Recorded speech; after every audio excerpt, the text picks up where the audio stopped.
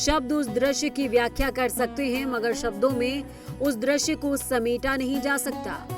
वो एहसास होते हैं और एहसास को सिर्फ जिया जा सकता है, शब्दों में बयां नहीं किया जा सकता। ऐसा ही ऐतिहासिक क्षण रामनवमी के पावन अवसर पर रामनगरी अयोध्या में श्रद्धालुओं के साथ पूरी दुनिया ने अनुभव किया।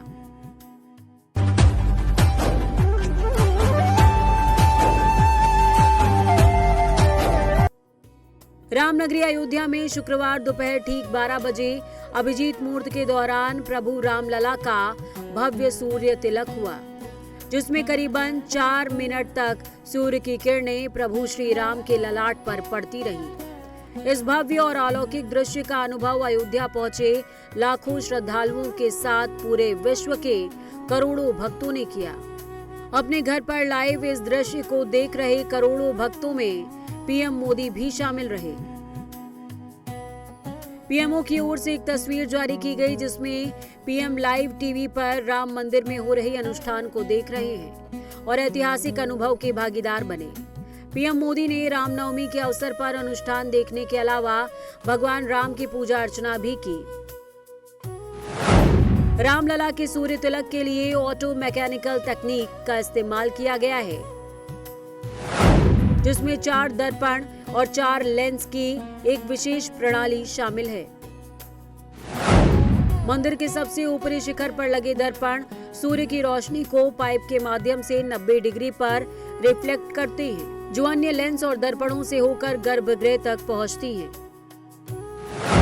ये प्रणाली बेंगलुरु की ऑप्टिका और CBRI रुड़की के वैज्ञानिकों की ओर से विकसित की गई है,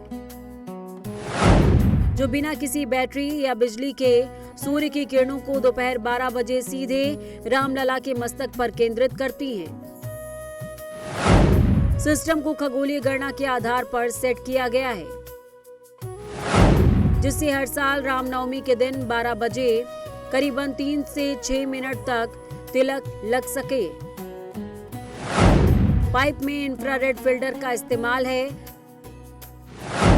जो सूर्य की गर्मी को अवशोषित कर केवल प्रकाश को मूर्ति तक पहुंचाता है, ताकि मूर्ति को गर्मी से नुकसान न हो। ट्रस्ट के अनुसार इन उपकरणों की डिजाइन ऐसे की गई है कि अगले 19 सालों तक सूर्य की गति में होने वाले बदलावों के बावजूद किसी छेड़छाड़ की जरूरत नहीं होगी।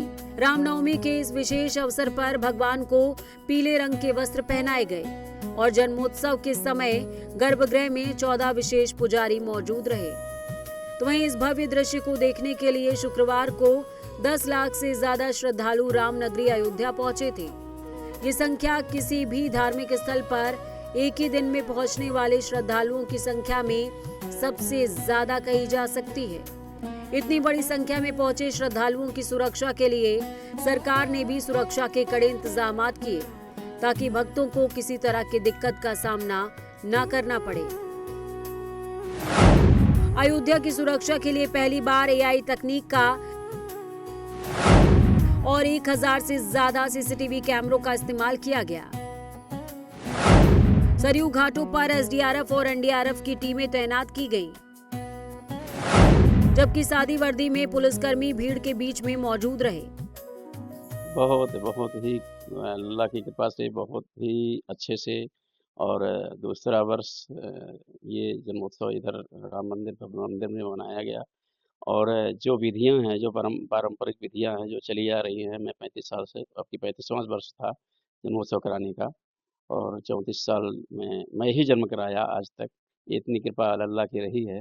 और 35वीं वर्ष भी आज जो 12 बजे जन्म कराया हमने, तो जो विधि होती है, पारंपरिक विधियां होती हैं कि जन्माष्टमी में तो खीरे में होता है और रामनवमी में संतरे में उनका गर्भाधान करा करके और जो है जन्मोत्सव कराया जाता है, और विधिवत पंचामृत से स्नान करा करके, इत्र लगा करके और चंदन लेपन करके, और उनको नवीन वस्त्र, पीला वस्त्र, क्योंकि सभी उत्सव में पीला ही वस्त्र पहनाया जाता है, तो पीला वस्त्र धारण करा करके और दिव्यता से आरती हुई और सूर्य तिलक प्रभु का दर्शन भी हो गया। सूर्य तिलक भी बहुत रामलला के मस्तक पर पड़ते सूर्य तिलक को भले शब्दों में नहीं बयां किया जा सकता, मगर इस एहसास को जिया जा सकता है। एहसास जो सालों के इंतजार के अंत को दर्शाता है।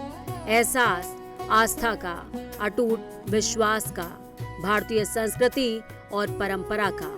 Bureau report, prime news.